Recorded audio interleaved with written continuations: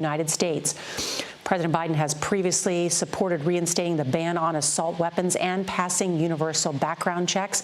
You can see the president now walking through the Cross Hall, 56 candles to represent 50 states and 6 territories. Here now, the President of the United States.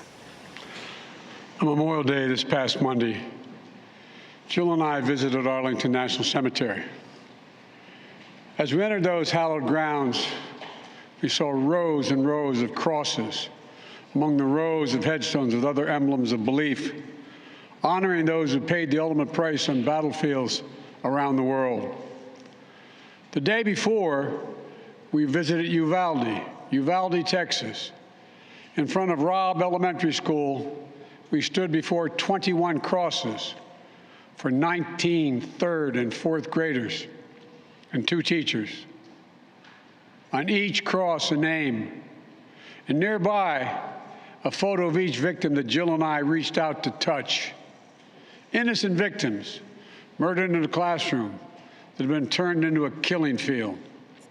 Standing there in that small town, like so many other communities across America, I couldn't help but think there are too many other schools, too many other everyday places that have become killing fields, battlefields here in America. We stood at such a place just 12 days before, across from a grocery store in Buffalo, New York, memorializing 10 fellow Americans, a spouse, a parent, a grandparent, a sibling, gone forever. At both places, we spent hours with hundreds of family members who were broken, whose lives will never be the same. They had one message for all of us: do something. Just do something. For God's sake, do something. After Columbine, after Sandy Hook, after Charleston, after Orlando, after Las Vegas, after Parkland, nothing has been done. This time, that can't be true. This time, we must actually do something. The issue we face is one of conscience and common sense. For so many of you at home, I want to be very clear. This is not about taking away anyone's guns. It's not about vilifying gun owners. In fact, we believe we should be treating responsible gun owners as an example of how every gun owner should behave. I respect the culture and the tradition and the concerns of lawful gun owners. At the same time, the Second Amendment, like all other rights, is not absolute. It was Justice Scalia who wrote, and I quote, "Like most rights, the rights granted by the Second Amendment are not unlimited." Not unlimited. It never has been. There have always been limitations on what weapons you can own in America. For example, machine guns have been federally regulated for nearly 90 years, and this is still a free country.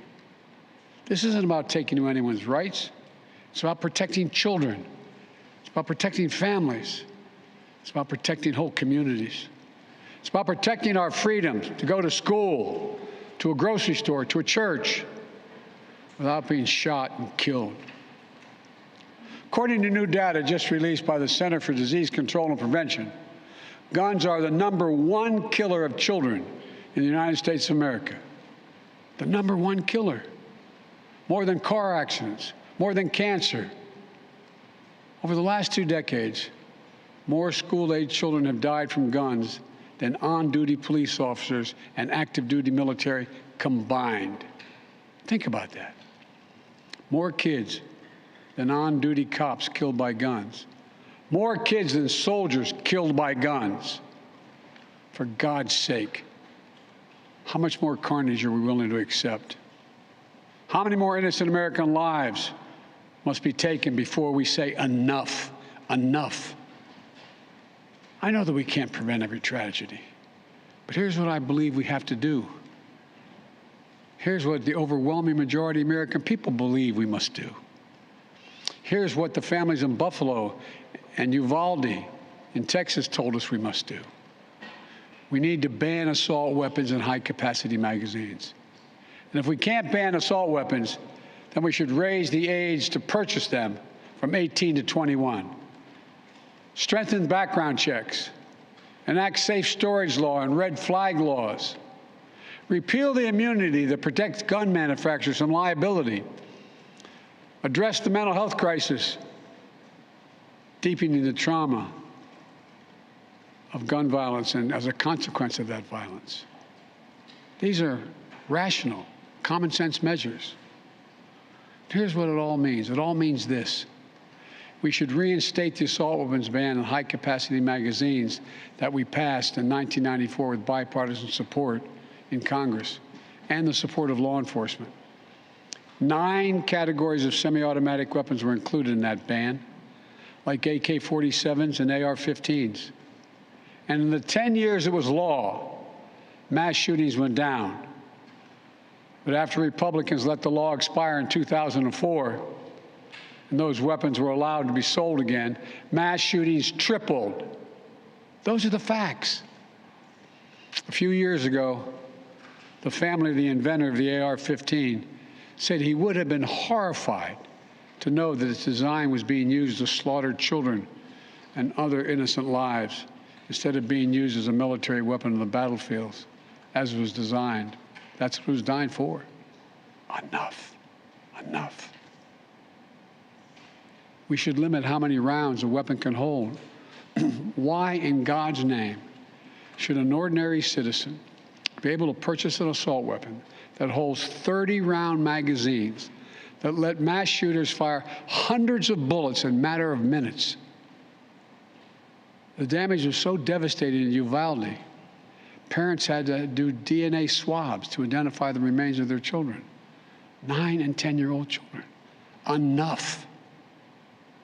We should expand background checks to keep guns out of the hands of felons, fugitives, and those under restraining orders.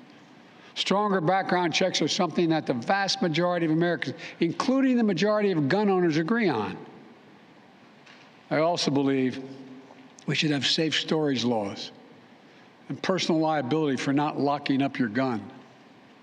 The shooter in Sandy Hook came from a home full of guns. They were too easy to access. That's how he got the weapons. The weapon he used to kill his mother and then murdered 26 people, including 20 first graders. If you own a weapon, you have a responsibility to secure it.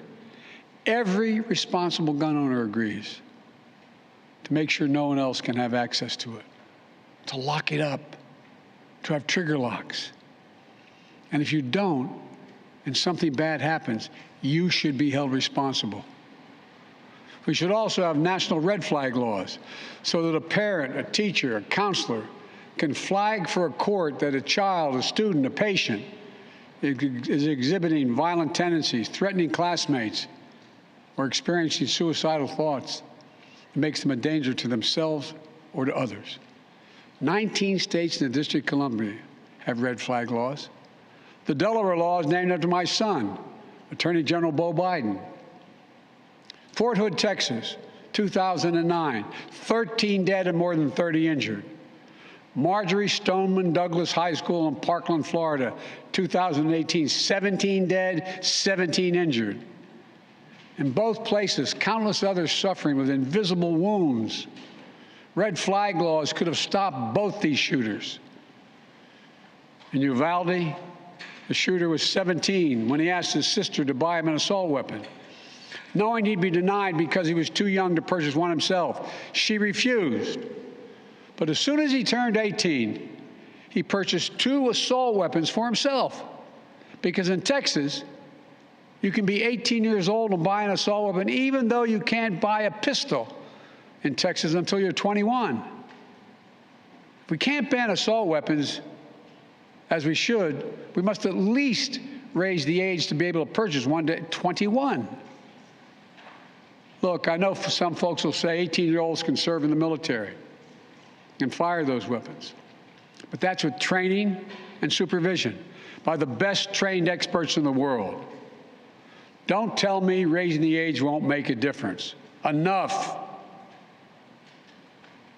We should repeal the liability shield that often protects gun manufacturers from being sued for the death and destruction caused by their weapons. They're the only industry in this country that has that kind of immunity. Imagine if the tobacco industry had been immune from being sued, where we'd be today.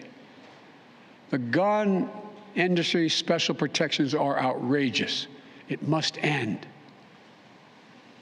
And let there be no mistake about the psychological trauma that gun violence leaves behind. Imagine being that little girl, that brave little girl in Uvalde, who smeared blood off her murdered friend's body onto her own face to lie still among the corpses in her classroom and pretend she was dead in order to stay alive. Imagine what it would be like for her to walk down the hallway of any school again. Imagine what it's like for children who experience this kind of trauma every day in school, in the streets, in communities all across America. Imagine what it's like for so many parents to hug their children goodbye in the morning, not sure whether they'll come back home. Unfortunately, too many people don't have to imagine that at all. Even before the pandemic, young people were already hurting. There's a serious youth mental health crisis in this country. We have to do something about it. That's why mental health is the heart of my unity agenda that I laid out in the State of the Union address this year. We must provide more school counselors, more school nurses, more mental health services for students and for teachers, more people volunteering as mentors to help young people succeed, more privacy protection and resources to keep kids safe from the harms of social media. This unity agenda won't fully heal the wounded souls, but it will help. It matters. I just told you what I'd do. The question now is, what will the Congress do? The House of Representatives already passed key measures we need. Expanding background checks to cover nearly all gun sales, including at gun shows and online sales. Getting rid of the loophole that allows a gun sale to go through after 3 business days, even if the background check has not been completed. And the House is planning even more action next week. Safe storage requirements, the banning of high-capacity magazines, raising the age to buy an assault weapon to 21, federal red flag law, codifying my ban on ghost guns that don't have serial numbers and can't be traced, and tougher laws to prevent gun trafficking and straw purchases. This time, we have to take the time to do something. And this time, it's time for the Senate to do something. But as we know, in order to get anything done in the Senate, we need a minimum of 10 Republican senators. I support the bipartisan efforts that include a small group of Democrats and Republican senators trying to find a way. But my God, the fact that the majority of the Senate Republicans don't want any of these proposals even to be debated or come up for a vote, I find unconscionable. We can't fail the American people again. Since Uvalde, just over a week ago, there have been 20 other mass shootings in America, each with 4 or more people killed or injured, including yesterday at a hospital in Tulsa, Oklahoma. A shooter deliberately targeted a surgeon using an assault weapon he bought just a few hours before his rampage that left the surgeon, another doctor, a receptionist, and a patient dead and many more injured. That doesn't count the carnage we see every single day. It doesn't make the headlines. I've been in this fight for a long time. I know how hard it is, but I'll never give up. And if Congress fails, I believe this time a majority of the American people won't give up either. I believe the majority of you will act to turn your outrage into making this issue central to your vote. Enough, enough, enough. Over the next 17 days, the families in Uvalde will continue burying their dead. It will take that long in part because it's a town where everyone knows everyone. And day by day, they will honor each one they lost. Jill and I met with the owner and staff of the funeral home as being strong to take care of their own. And the people of Uvalde mourn as they do over the next 17 days What will we be doing as a nation? Jill and I met with the sister of the teacher who was murdered and whose husband died of a heart attack 2 days later, leaving behind 4 beautiful orphan children, all now orphaned. The sister asked us, what could she say? What could she tell her nieces and nephews? It's the most heartbreaking moments that I can remember. All I could think to say was, I told her to hold them tight. Hold them tight.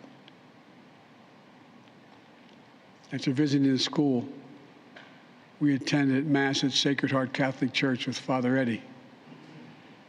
In the pews, families and friends held each other tightly. As Archbishop Gustavo spoke, he asked the children in attendance to come up on the altar and sit in the altar with him as he spoke. There wasn't enough room, so Mom and her young son sat next to Jill and me in the first pew. And as we left the church, a grandmother who had just lost her granddaughter passed me a handwritten letter. It read, quote, erase the invisible line that is dividing our nation. Come up with a solution and fix what's broken and make the changes that are necessary to prevent this from happening again. End of quote. My fellow Americans, enough. Enough. It's time for each of us to do our part. It's time to act for the children we've lost, for the children we can save, for the nation we love. Let's hear the call and the cry. Let's meet the moment. Let us finally do something. God bless the families who are hurting. God bless you all. From a hymn based on the 91st Psalm sung in my church, may he raise you up on eagle's wings and bear you on the breath of dawn, make you to shine like the sun and hold you in the palm of his hand. That's my prayer for all of you. God bless you.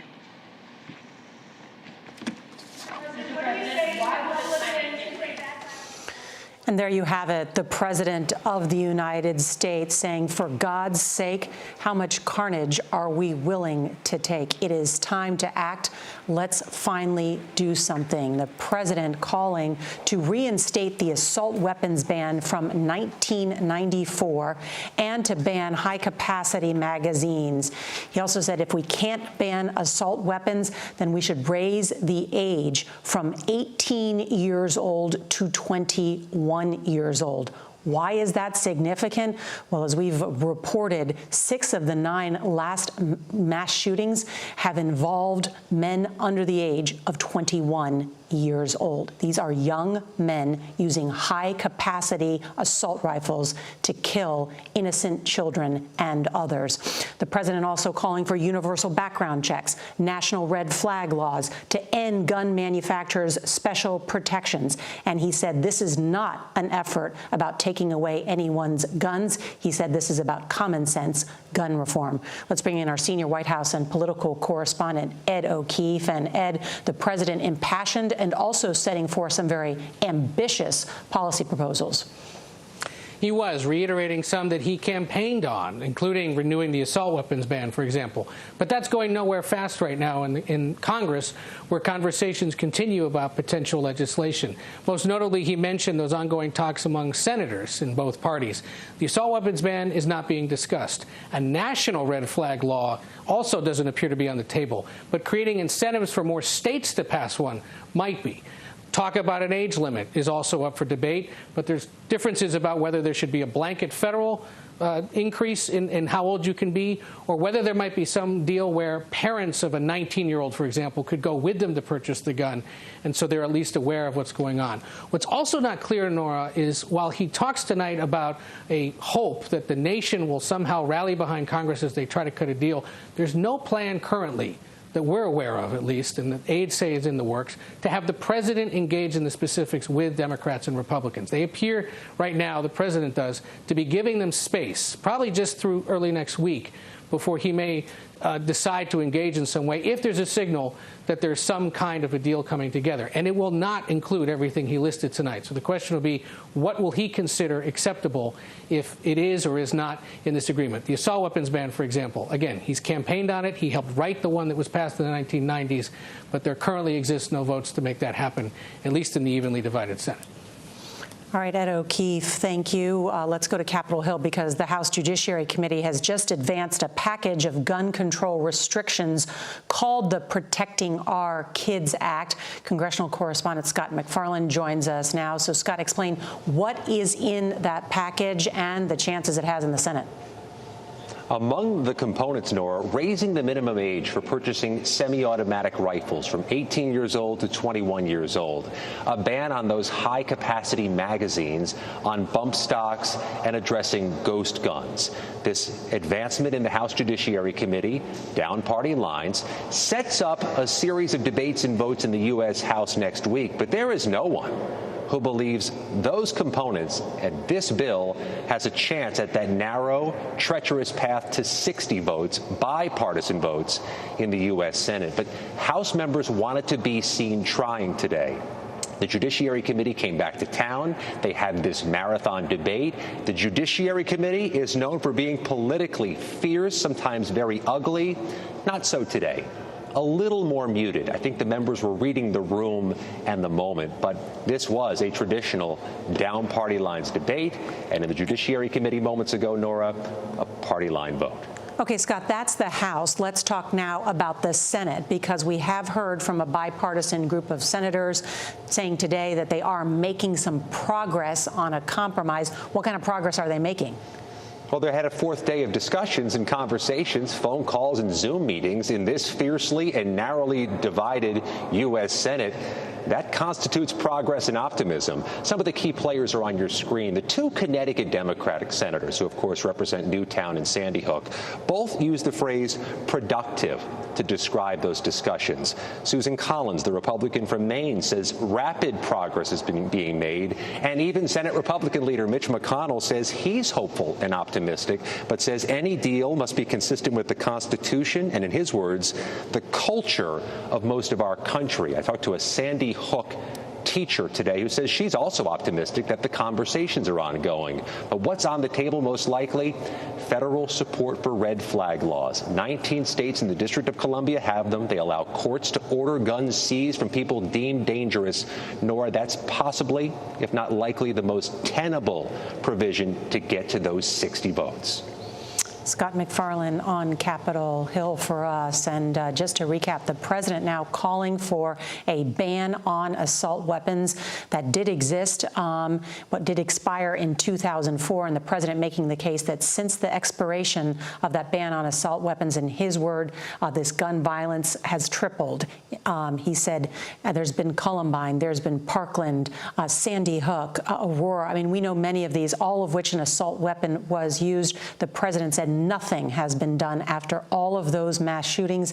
This time, that can't be true. This time, we must do something. Many people that want something done are the parents and families of people in Uvalde, Texas, where 3 victims of the May 24th elementary school shooting were laid to rest today. Let's bring in Lilia Luciano, who is there in Uvalde. And Lilia, the president ending his remarks today talking about the family and going to Sacred Heart Catholic Church there and praying with many of them. That's right, Nora, and praying with the priest there at the Sacred Heart Catholic Church, who we've been meeting with as well, who we've been talking to. Many of the families that President Biden talked about, we have spoken with too. And I'll tell you, this is a community that understands the gun culture of Texas. This is a community that says, look, there's a lot of hunting here. This is a community that I've asked, what would you like to see happen to prevent other families, of all of the parents that I've spoken to, of the siblings, little siblings, older siblings, Maggie Mireles, the sister of Eva Mireles, step-parents, cousins, grandparents. They don't start with the conversation about guns. They start with the conversation about grief of what they've lost. They talk about the answers that they still need from police to understand the way that this crisis, that this shooting was handled. But without fail, every conversation, whether it is with a parent, like the mom of Timothy Silva, who was in a different classroom and told me, I'm just happy that I didn't get shot, to the farm worker father that I spoke to yesterday, the father of Rogelio Torres, who told me, I don't have power in this country. I see the way that this community is over-policed, and yet they didn't show up. But without fail, all of those families, Nora told me, there's no reason why an 18-year-old with a history that shooter had should have this kind of weapon. And without fail, all of those conversations end up with these parents saying there needs to be gun control for at least this kind of weapon. And Lilia, for those that say that there needs to be more armed officers outside of schools, what are you learning in Uvalde? I mean, there was a quick response by the police, but the question is they didn't go inside, correct? Exactly, Nora. There is a small school district police that has 6 officers. The chief of that police agency is the one who took charge. But then you had the Texas Rangers, so the Department of Public Safety here in Texas. You had sheriffs, you had troopers, you had the Border Patrol. And still 75 minutes went by before that shooter was stopped. So, that tells you something, whether it was that the officers wouldn't go in for a reason or the lack of communication. Lilia Luciano in Uvalde for us. Thank you. I want to bring back in Ed O'Keefe, who's at the White House, because, Ed, on that note, just the politics of this, where do the national polls, the American people, stand now when it comes to new gun reform legislation? Well, overwhelmingly, there's support for expanding and revamping the national background check system. There is support for some kind of a ban on most of these high-capacity weapons. And, Democrats especially understand that, but they also understand the frustration or the limitations that they currently face in Congress, given the even divide. I think what you heard the president say there almost immediately at the top, that he's not coming after everybody's guns, that he respects the culture of gun ownership in this country, is a key part of what he is going to have to continue to say, because it's one of the lines of attack and criticism that's used against him by Republicans or by gun rights backers. And so by continuing to say this isn't about taking away rights, it's about protecting children. And it is those young children who died in Texas there that seems to really have compelled lawmakers this time, understanding that Sandy Hook was one thing, that it happened again is unacceptable, and that they need to be working towards a solution.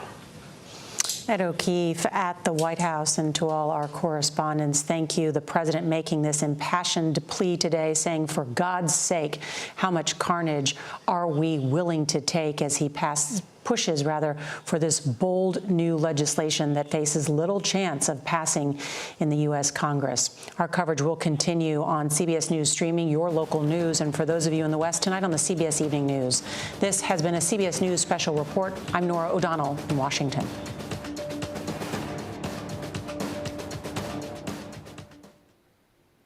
You have been watching a CBS News Special Report. I am Jamie Yukas in Los Angeles. Zeke Miller joins us now with more. He's a CBS News political contributor and White House correspondent for the Associated Press. Zeke, thank you so much for being with us.